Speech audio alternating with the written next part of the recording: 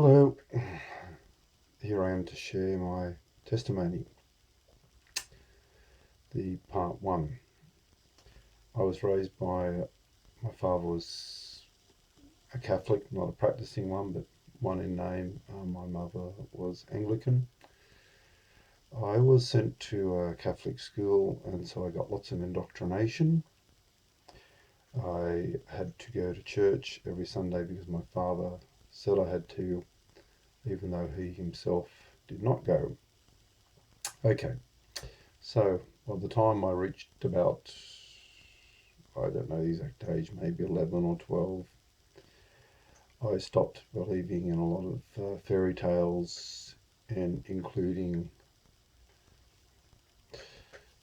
God, religion, faith, and all that.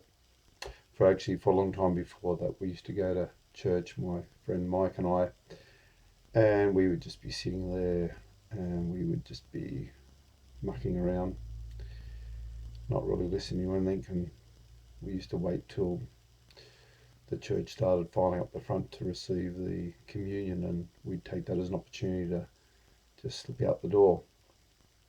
The last time I went to a mass, the priest was there and he was just going on and on and on and on and on. It was driving me crazy. I thought, I've had enough of this, and I said to Mike, I'm going. And he said, I'll wait till the communion. And I said, no, had enough, I'm just going. Walked out the door. Next time we had one of the priests come to school and they were doing confession, and I went up there and I told him what had happened, and he just said to me, oh, well, there's no use going if you don't believe in it, which, thinking back later on, I was pretty amazed that he wouldn't try to reach me and, to get me to believe. But he just said that, and I thought, well, that's just an open key to the door. So I never went back.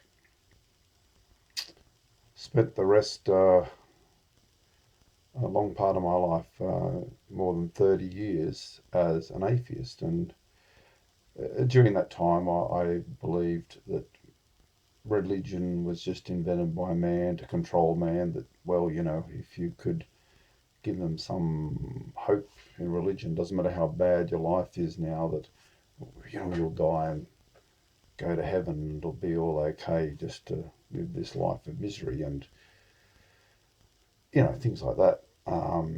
In the meantime, my mate Mike, who didn't have any more belief than me, even though we had the indoctrination, when he reached the age of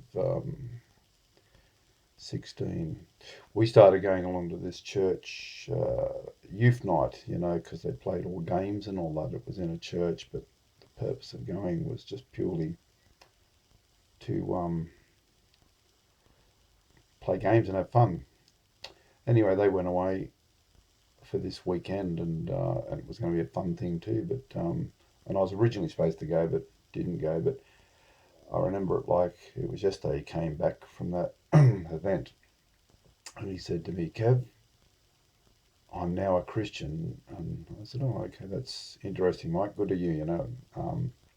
Like Mike was the sort of kid that one week he was going to be an astronaut, and the next week he was going to be this, and the next week he was going to be that, and this week he was going to be a Christian. Well, it wasn't just a fad for him. All through the years, he's been strong in his faith.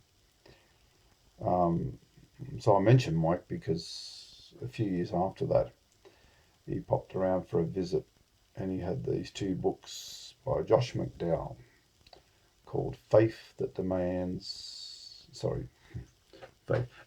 That Demands a Verdict, and then a second book, More Evidence That Demands a Verdict, written by a guy who started off being an atheist and looked to try and prove that God wasn't real. And the more evidence he found, the more it pointed to the fact that, like, God was real, to the point that he was studying law, and he thought, well, if you put it into a court of law, the evidence you would have to say, based on the way we try people who commit charged with crimes, it's based on evidence, and you look at the evidence, and looking at the evidence of God, you'd have to say, well, God is real.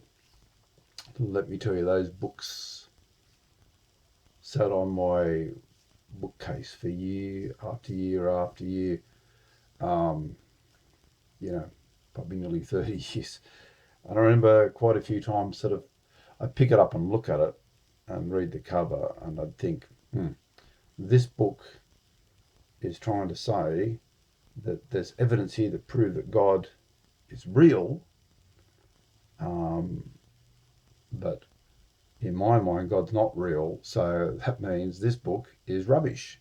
And I just put it back down again. And I'm sharing this to say, this was my mindset. I was a very strong atheist in my belief. However, having said that, I was always open. I was always open to discussion. I had an interest, I had a curiosity. I thought, well, maybe, if something is out there, at least I'm willing to listen and discuss, even though I didn't believe. So that's the background of where I come from in my beliefs.